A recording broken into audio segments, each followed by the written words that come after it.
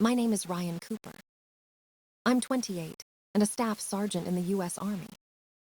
10 years in uniform taught me discipline and patience. Fort Campbell, Kentucky, has been my second home for years. It's not glamorous, but it gives me purpose and structure. Before the Army, I was just a kid fixing engines in Indiana. My dad worked in a factory. My mom was a nurse. I learned early that hard work keeps you alive. College never interested me, but responsibility did. That's what pushed me toward the military right after high school. The Army gave me focus, but it also took years of normal life. You lose birthdays, weekends, and sometimes relationships. Still, I believed in service and in being someone reliable. Then came Lena. I met her at a friend's barbecue near Clarksville, Tennessee. She was smiling at a joke I didn't think was funny. Brown hair, soft voice, eyes that made you forget noise. She wasn't loud or flashy like other girls around base. She asked about my job, not about the uniform. That felt different, almost genuine. We started seeing each other a few weeks later. Nothing serious at first, just dinners and lazy Sundays. But she had a way of making small things feel bigger. She'd laugh at my stories about training accidents. She said she liked men with purpose. I thought I'd found something steady for once. Her family lived in Nashville, an hour away. They were polite, sweet, and too perfect. Her sister Megan had 2 kids and a husband, Ethan. The kind of polished couple you see in Christmas cards. They invited me to dinners and church events. Everyone called me the soldier, with proud smiles. I didn't mind the attention, but something always felt rehearsed. Maybe it was the way they talked about image and reputation. Maybe I ignored it because I wanted peace. Lena fit easily into my life. She came to unit events, laughed with my friends. She even met my parents during leave. My mom adored her. My dad said she looked like trouble hidden under sweetness. I brushed it off as protective instinct. For the first year, everything was stable. We took short trips to Nashville, saw movies, cooked together. She talked about future plans in soft hints. Moving in, building a home. I wasn't ready yet. Deployment was coming, and I didn't want to risk it. I told her distance changes people. She promised she'd wait, no matter how long. She posted those proud girlfriend pictures with American flags. I laughed at them, but deep down I felt lucky. When I boarded the plane for Afghanistan, she kissed me goodbye. She whispered, "Come back safe, my love." I believed her. In that moment, I thought I had everything figured out. I had purpose, loyalty, and someone waiting for me at home. What I didn't know was that love sometimes wears a perfect mask. And behind that mask, betrayal was already waiting. There's one thing about me most people don't know. I can't have children. Not now, not ever. When I was 12, I got sick with a rare case of mumps. It hit hard, high fever, swollen glands, weeks in bed. The doctors said I was lucky to recover at all. But luck has layers. By the time it was over, something inside me had changed forever. The infection damaged both sides, leaving me permanently sterile. No sperm count, no chance of biological kids. I was 12, too young to grasp what that meant. My parents cried more than I did. They tried every specialist, every hope the internet offered.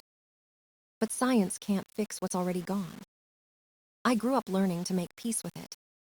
The Army didn't care. They just needed me strong and focused. I never made it a secret, but it wasn't a headline either. You don't open a date with "I'm sterile." It's not exactly romantic. So I waited until things got serious with Lena. We were talking late one night about the future.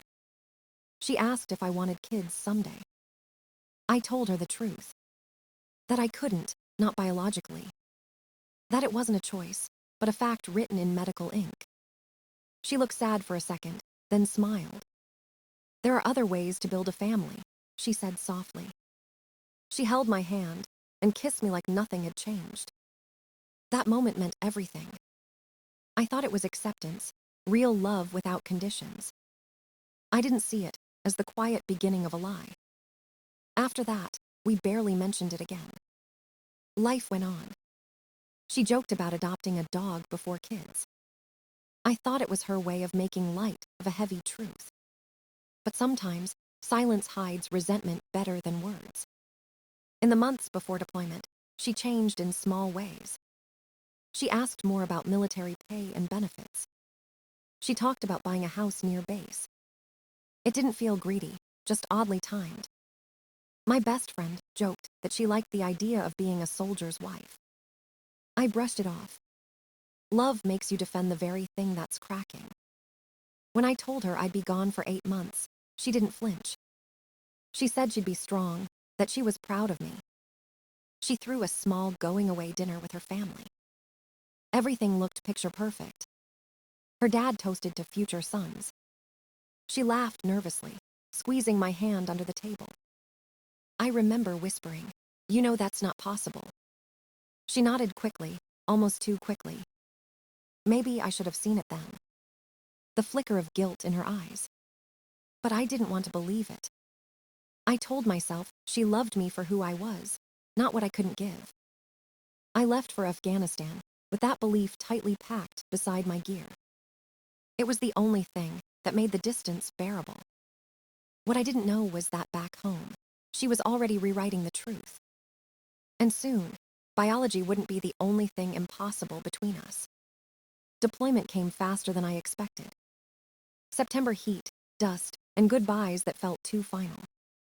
Lena hugged me at the airport, crying into my uniform. She said she'd write every day. I believed her because I wanted to. Afghanistan was another world entirely. Sand, noise, long shifts, and endless routines. You learn to survive by focusing on tasks, not feelings. The base had internet, barely enough for video calls. We talked twice a week when the connection worked. She sent photos of her lunches, her dog, her smile. It all looked normal, safe, boring. Exactly what I needed. I missed her, but I felt proud knowing she was waiting. My mom sent pictures of Thanksgiving dinner. Lena was there, baking pies with my family. It made me believe everything was fine. Then December came, and her messages changed tone. She said she was tired, nauseous, dizzy all the time. I told her to see a doctor, offered to help with bills. She brushed it off, said it was just stress from the holidays. I tried not to worry. January passed, and her replies grew slower. Sometimes hours, sometimes days. I told myself she was busy. We all lie to ourselves when the truth feels heavy. On February 14th, Valentine's Day, she texted me. "Babe, I'm pregnant. Time to step up." For a few seconds, I couldn't breathe. I read it again, then again. As if repetition would change it. 12 weeks pregnant, she said. 12 weeks meant mid-November. I'd been in Afghanistan since mid-September. The math was brutal, undeniable. My stomach turned cold, my hands steady as steel. I opened a pregnancy calculator on my phone. The dates didn't lie. I typed a single sentence, "Congrats to the father." Then I hit send. No rage, no begging, no explanation. Just clarity so sharp it cut through every memory we had. I blocked her number before the next vibration hit. 5 minutes later, new numbers started calling. Her friends, her coworkers. "She's scared, she needs you." They didn't know I was sterile. They didn't know this entire story was biologically impossible. I blocked them all. Then I sat on my bunk, staring at the concrete wall. Outside, I could hear aircraft engines and distant laughter. Inside, silence louder than war.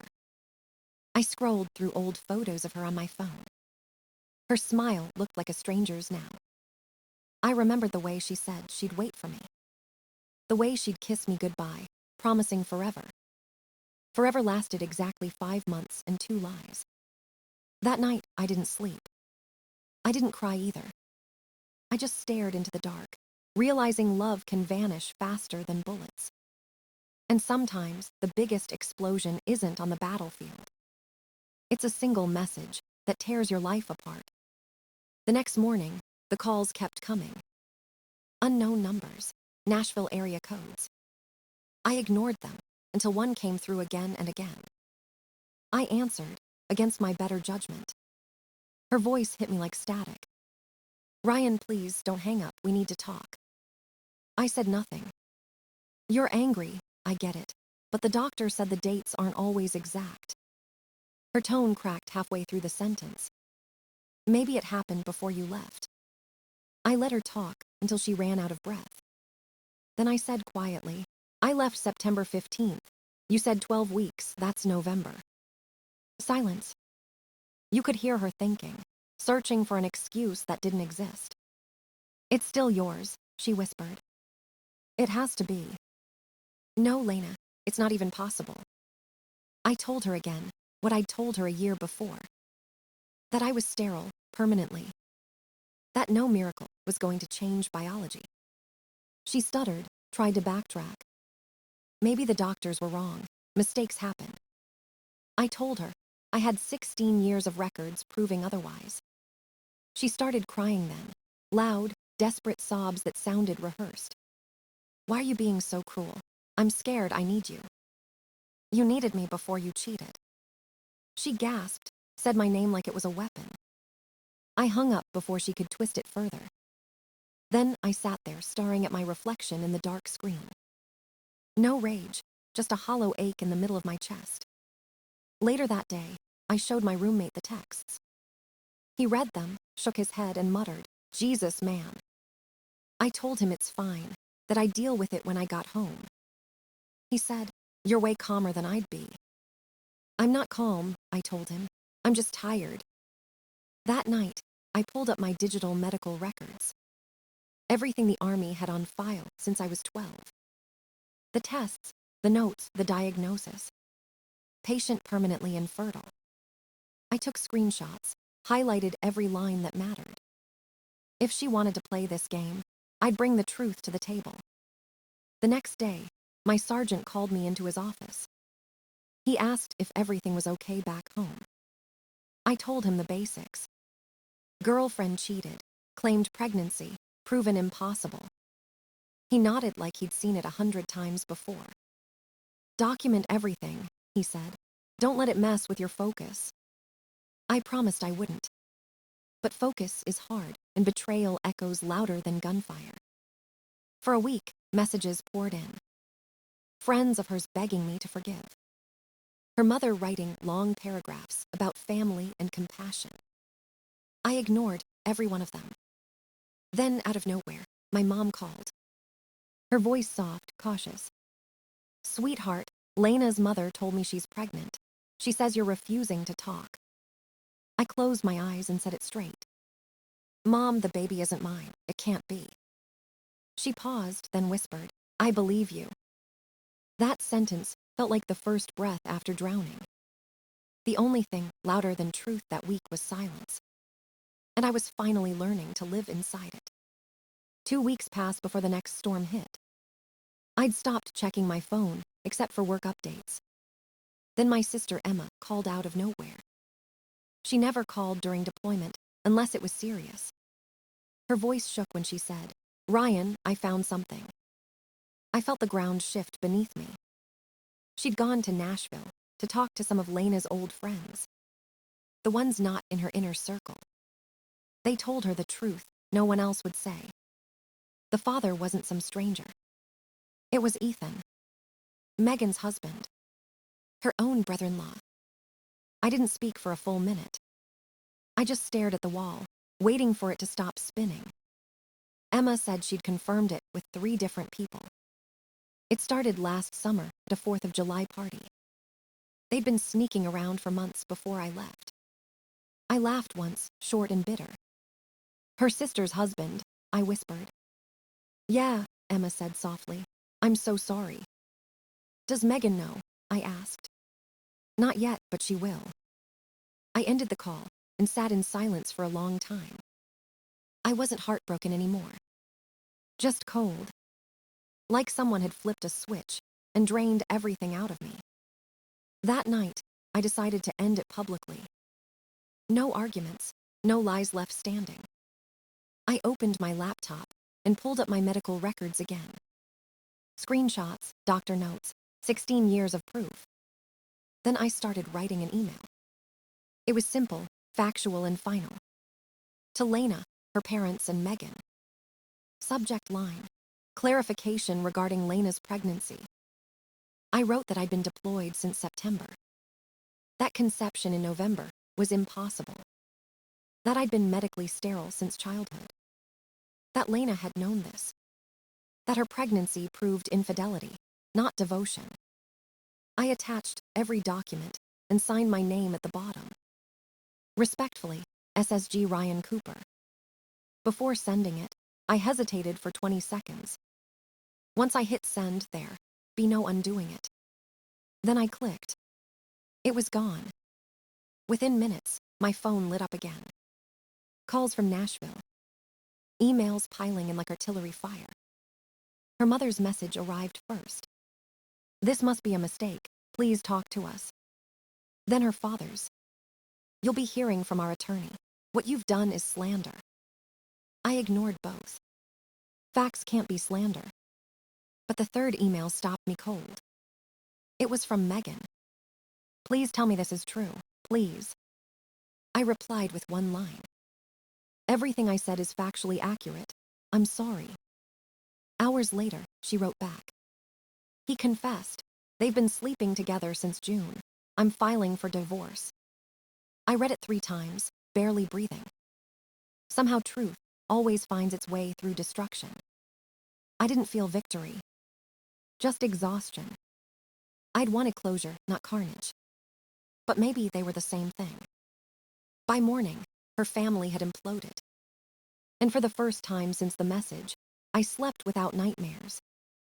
Days turned into weeks, and the noise slowly faded. No more messages, no more phone calls from Nashville. The last thing I heard was that Lena had a breakdown. Her perfect life crumbled faster than she could lie. Her parents stopped defending her after Megan's divorce. Ethan didn't even fight for anything. He packed a bag, signed papers, and left. Megan stayed strong, raising her kids with quiet grace. She told Emma to thank me for exposing the truth. I didn't know how to feel about that. I hadn't done it for revenge. I just wanted my name back, my dignity, my peace. The army closed the case when her father tried complaining. My commander reviewed the records and dismissed it. Personal matter, he said. You handled it well. That was the closest thing to closure I got overseas. The rest came when I finally came home. May sunlight, the smell of cut grass, and my parents waiting. My mom hugged me until I couldn't breathe. My dad shook my hand like I'd just come back from war. He didn't ask about Lena. He didn't have to. That night, we sat on the porch watching the sky fade. He said, sometimes life takes out the trash for you. I smiled because it sounded exactly like something he'd say. Emma visited the next day with beer and stories. She filled me in on everything I'd missed. Lena had moved to Memphis to stay with a cousin. Her reputation was gone. Even her old friends stopped taking her calls. Ethan followed her there for a while. Rumor said they tried to make it work. But when you build love on betrayal, it always collapses. By July, they weren't together anymore.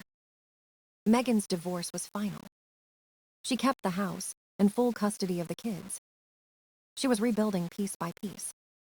Her parents barely spoke to Lena now.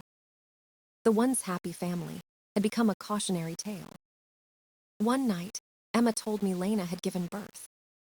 A baby boy. Healthy, innocent, and unaware of the chaos he came from. Then she showed me a message from Lena's cousin. She wants you to know she still hopes you'll be in his life. I laughed.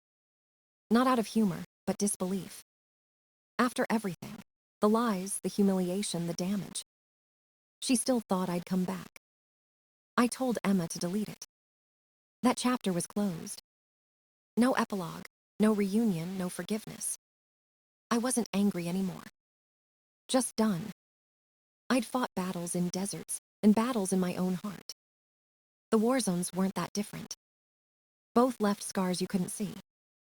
But one taught me something the other never could. Truth doesn't destroy you. It frees you. Even if you have to burn a few bridges to walk away clean. I still wear the uniform, still serve, still believe in loyalty. But I stopped believing that love always means trust.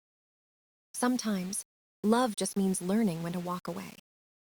I don't think about her much anymore. Some memories fade, others just lose their power. Every now and then, I still see her name in old messages. But it feels like reading someone else's story. The man who loved her doesn't exist anymore. He died the night that message came through. In his place, there's someone quieter, sharper, and harder to fool. People tell me I dodged a bullet. They're wrong. I didn't dodge it. I took it straight to the heart and survived anyway. That's what makes it different. That's what makes it real. Sometimes, the worst betrayal becomes the best teacher. It strips away the illusions, leaves only truth. And truth, even when it hurts, is still cleaner than lies. I rebuilt my life piece by piece, slower but stronger. Trust will come again, one day, maybe. But this time, I'll know what it's built on. Love isn't blind anymore. It sees everything, and it still chooses peace. That's how I know I've healed. Not because I forgot, but because remembering no longer burns.